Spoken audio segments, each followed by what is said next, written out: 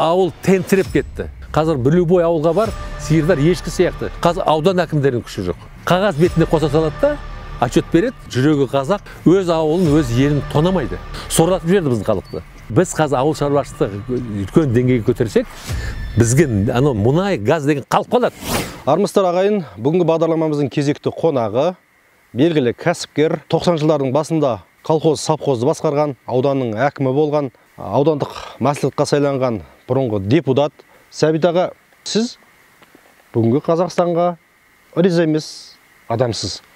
Оны үнемі әлеуметтік желіде жасырмай, жиі айтып жазып тұрасыз.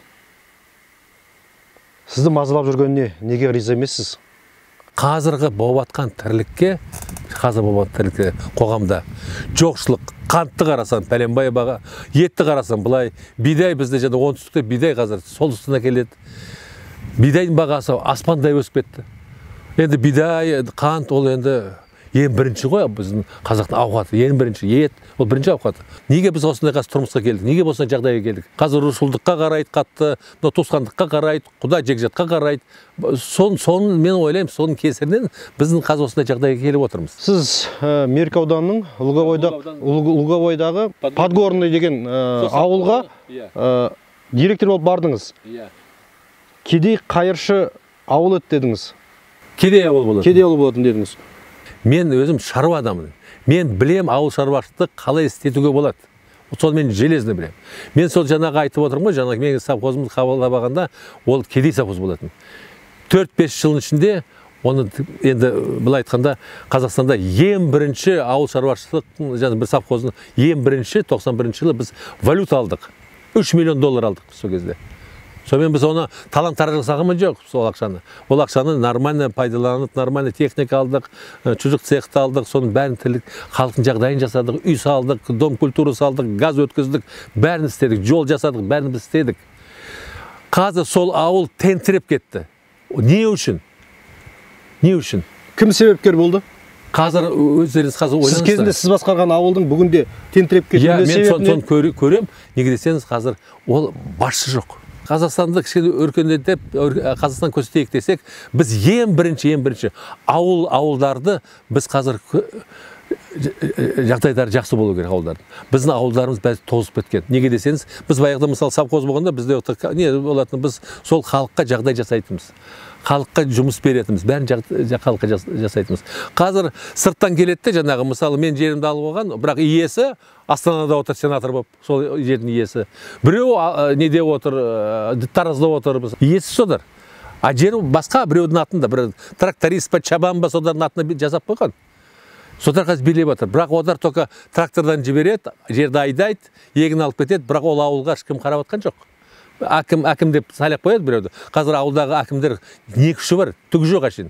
Әшейін жүрген жаңағы барып кел, шауып кел, істеп кел. Ауыл әкімдерінің қолында күш жоқ. Ешқандай күш жоқ. Қазір не то, что ауылдың әкімдерінің күші жоқ. Қазір аудан әкімдерінің күші жоқ.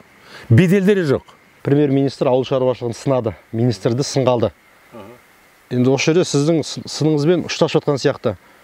Сүт ішеміз, қаймағы жоқ, жұмыртқа жейміз, белогы жоқ. Шұжық жейміз, еті жоқ. Не жеп жатырмыз сонда біз? Қандай шұжық жеп жатырмыз? Жаңа министр шықты ғой, Қарашөкеев пе, Ақшөкеев пе, білмеймін. Только сол сөзі үшін, сол министр қылып ұстауға болмайды. Қандай сөз үшін? Маған дейді, фермерлер айтты дейді, биыл облыстарда судың тапшылығы деп. Поэтому біз қантты сепкен жоқпыз, несін, қылшаны сепкен жоқпыз дейді. Ол ақмақтың сөзі.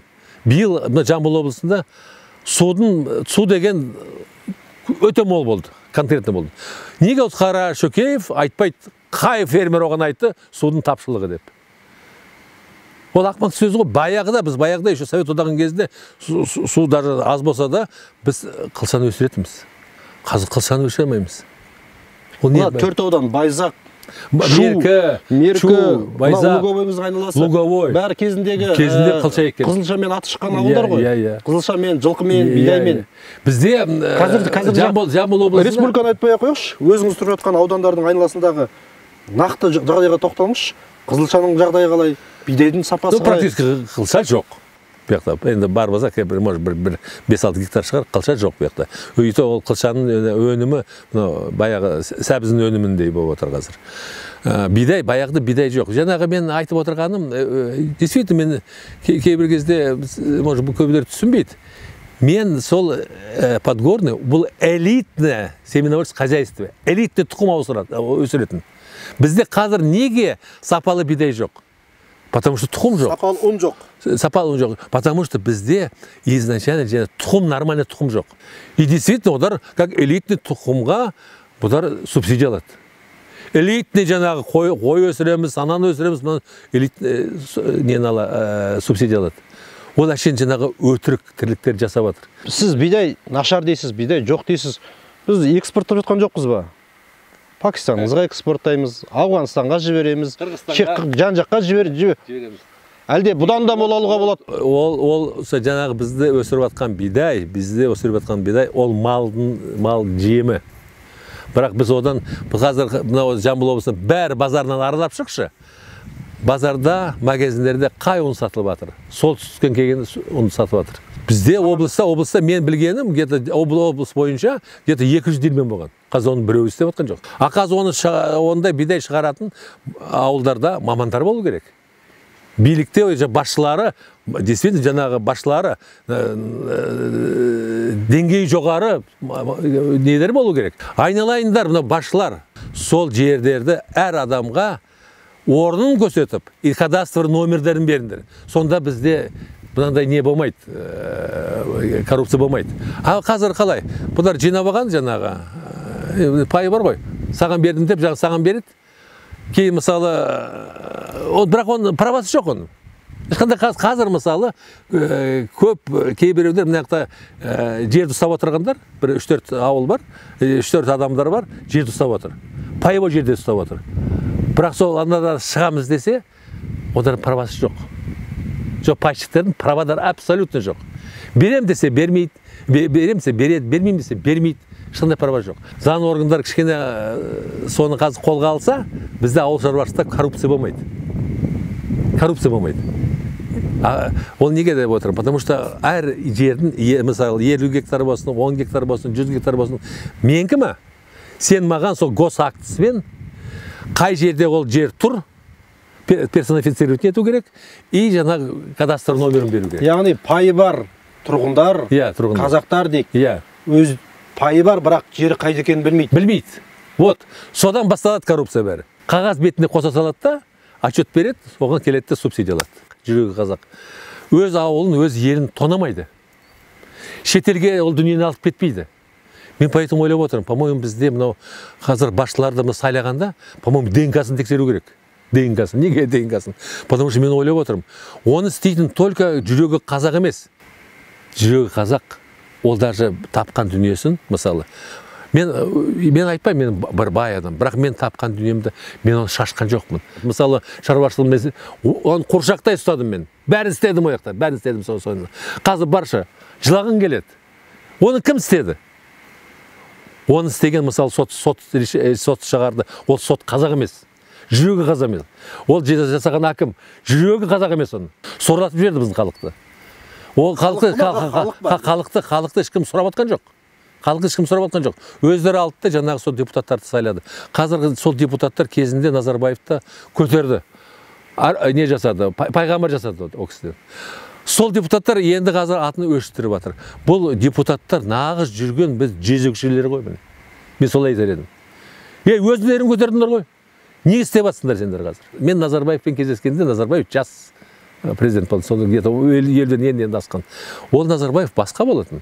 Мен қазір енді анадар бұлай айтты деп, мен ол кісіні жамандап айтамаймын. Мысалы, өз жеке басыма. Ол кісі, менде бұлай орысша айтқанда воспоминанием жақсы. Назарбаев президент болып тұрғанда, ол мен шаруашылығыма 2 рет келді. Назарбаев түсінеді, мына ауыл шаруашылық конкретно түсінетін. Сәбит деп жаңағынан мақтайтын. Даже бір жолы Назарбаев келгенде айтты, менде фирменный фуражка болатын, Подгорный деген. Дай твою фуражку, я одену, твою фирму буду, твою компанию буду рекламировать деп Назарбаев солай айтқан маған кезінде. Енді свидетельдер бар ғой. Мен бұны неге айтып отырмын? И Назарбаевтың приемында болдым мен. енді шаруашылықтың директорымын, приемында болдым. Енді профессиональный әңгімелестік, профессиональный сөйлестік мысалы. Мен қазір мына ауыл шаруашылықта болып жатқан проблеманы кіріп айтайын десем, кім еді, Мырзахметов қабылдаймын деп қабылдаған жоқ. Сосын Сапарбаев келді, қабылдаған жоқ. Кейін мынау қазір мынау келді. Одар маған абсолютно керек жоқ. Бірақ одар мына ауылда жағдайды түсінбейді. Бұлар білмейді. Әкімдер? Абсолютно білмейді. Әкімдер, облыс әкімдері ауылдың жағдайын түсінбейді. Одар единственный тендер, бұлардың ең конкретный оншығы бұл тендер. Келетті қаланы мынаны істейміз, пәленбай миллиард ақша берген, өтірік отчет беріп, соған субсидия алып бітті. Бізде қазір саясат, қоғамда саясат болып жатқан. Ол өтірік, ұрлық. Біз қазір ауыл шаруашылықты үлкен деңгейге көтерсек, бізге мұнай, газ деген қалып қалады. Бізде сонымен конкуренттік табуға болады. Біз қазір Минсельхоз, ол бизнес-центр. Осы біздің ауданда бір адам бар, субсидия көп алатын. Үйінде отырып, чай ішіп отырғанбыз. Сосын қарасам, біреу звондады. Беді, не деп едім, бір облыстан бір басшы келе жатыр деп еді. Мен айттым, мақұл, онда кетейін деп. Сосын кетіп қалсам, қарасам, оны облыстан басшы соның мәшінесімен кездесіп қалдық. Келді. Сосын кейін сұрадым ғой, нағып келіп жүр саған, енді сағат 5-6-тар нағып келіп жүр деп едім. Күлді айтады, мен күндіз субсидияны алып едім, соның долесіне келді деп. Өздері келіп, ұялмай өздері келіп алады. Подгорный ауылын, совхозын ұстап тұру үшін 25 000 гектар жерді, 400 адамды, 3 000 халық тұратын ауылды ұстап тұру үшін, шашыратпау үшін қанша жыл соттастыңыз, сізден тартып алу үшін қанша жыл әрекеттенді? Әкімі бар, соты бар, судьясы бар. Қанша жылға жалғасты? Қанша жылдан кейін сіз жеңілдіңіз? 18 жылы уже мен түсіндім. Неге десеңіз, уже кейін последний кім Мами қарады, өзі ол кезде председатель Верховный суд, Мами қарады да, Мами жаңағы мынадан шығарған, облыс шығарған шешімін бәрін жоққа шығарды ғой. И қайтып қараңдар деп жіберді ғой. Мами былай айтқанда біз жаққа болып кетті. Бірақ ол қағаз облысқа келгенше Мами кетіп қалды да, оның орнына қазіргі Асанов келді ғой. Асанов келді да бәрін күшін қалдырды ғой. Понимаете?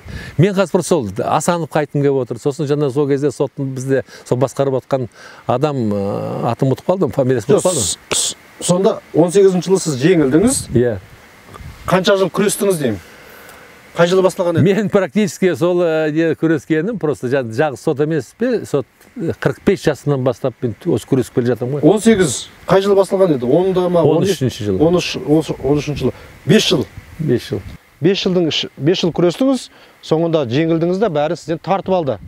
Ауыл, жер, техника кетті. Биыл көкөніс су мол болды. Жеміс-жидек жақсы өсті, бірақ қант жоқ. Күз келді міне, урожайды, өнімді теріп алу. Құтыламыз ба? Қанттың тапшылығынан құтыламыз ба, құтылмаймыз ба? Жақында құтыламаймыз. Ол әшейін бір күнде ол болмайды. Қараңызшы, бізде министр әкімдер ауысқан кезде шахматтың тақтасында жүре береді. Мүмкін бізге жаңа кадр керек шығар, жас кадр керек шығар. Мен жаңағы айттым ғой, 30 жыл шахматтың тақтасында ауысып жүр. Бірақ деңгейіміз әйтеу бір батпаққа батып тұрғандай болып тұрмыз. Біздің саясатымыз, мынау кадр саясат бізді құртады. Кезінде Сталин айтты ғой, кадр решает все. Жалғызстан емес, өмір көрсетіп жатыр. Кадр, нормальный кадр болса, жаңағы айтып кеттім, особенно біздің Қазақстанда ол жүрегі қазақ болу керек. Біздің Қазақстанда, сіздің сөзіңізбен айтқанда, нормальный кадр жоқ болып тұрмасын? Біз ол кадрды последний 30 жыл дайындаған жоқпыз. Совет одағының кезінде кадр дайындайтын. Мына отырған кадрлар болды ғой. Комитетте, ұлттық қауіпсіздік комитетінде, білімде, денсаулықта үлкен министрлер шықты ғой. Сонда олар қандай кадр? Ол кадрларға қандай деп баға бересіз? Қазір бізде последний 30-20 жылда жоғары жақта отырған практически сол адамдар. Просто мынау министерство, анау министерство ауыстырады. Облыстарда аудан әкімдерін бір ауданнан басқа ауданға ауыстырады. Ол енді былай қарасан, вроде кадровый жұмыс жүріп жатыр. Практически ол кадровый жұмыс істеп жатқан жоқ. Мысалы, сен бір ауданды басқардың ғой. Енді ояқта түк істеймадың, сені алады да басқа ауданға жібереді. Басқа ауданға неге жіберіп жатсың? Ол бұяқта түк көрсеткен жоқ қой ешнәрсе. Аны басқа ауданға жібереді. Халыққа қызмет қылу білімнен емес, мінезден деген. Мінез керек. Мінезден деген. Дұрыс кадр шығару үшін бізге тағы қанша жыл керек? Біз қазір бәйгеге жылқы атты салсақ, сол әке шешесінің бәрін білеміз. Тегін бәрін білеміз сол жылқының. Мына қазір кадр қойғанда біз оны сұрамаймыз. Кадр қойған кезде оның біліміне, тәжірибесіне емес, тағы да тегін тексеру керек дейсіз ғой, Мен өзім солай ойлаймын, тегін қарау керек. Текте көп байланысты. Көп байланысты текте. Яғни түбі қайыршы болса, ол қайыршы болып қалады. Тонауға барады. Иә, ол тонауға барады. Қазір так тонап жатыр ғой, бәрі тонап жатыр. Субсидия беріп жатыр, министр беріп жатыр. Субсидия мынаған бердік. Барып көрінді. Яғни бізде түбі ата бабасы кедей қайыршы болғандардан бүгін билікке адамдар, әкімдер, министрлер, әртүрлі саладағы басшылар шықты. Олардың түбін тексермегеннен кейін түбі қайыршы адам түбінде тонауға барады деген әңгіме ме? Мен солай ойлаймын. Мен келісемін, келіспеймін, мен өзім солай ойлаймын. Маған сол білгіштер келіп айтады, колбасаны бизнеспен айналыссаңыз, колбасаның килосы 1,5 мың теңгеден аспау керек. Сонда жақсы болады деп. Мен сонда айтам ғой, еттің өзі қазір 3 мың. Мен қалай шығарам деп. Сонда айтады, мен өзім таң қалдым. Неге етпен шығарасың дейді колбасаны. Етпен шығарма дейді. Не, сонда мен білем ғой енді. Соя керек дейді. Сосын тауықтың терісі керек. Енді аздап тауықтың еті керек дейді. Сонымен шығара беріңіз дейді. В основном соя. Сонда біз қазір сапасыз шұжықтарды біз емес. Біз қалай жасап жатырмыз еттен? Біз солай еттен жасап жатырмыз. Жалпы Қазақстанда алсақ, Қазақстанда көбісі солай соя. Шұжық емес, соя жеп жатыр. Иә, соя. Сүтті де соядан жасалады. Бәрі сиыр жақсы болу үшін, жақсы сүт беру үшін. Енді қазір может біз сенде бар шығар жақсы сиыр. Ол бірақ енді жаман бұқадан қашсан, ол жаман бұзау туады. Одан жаман сиыр шығады. Поэтому солай уже последний 20 жыл солай болып келе жатыр. Қазір бір любой ауылға бар, сиырдар ешкі сияқты.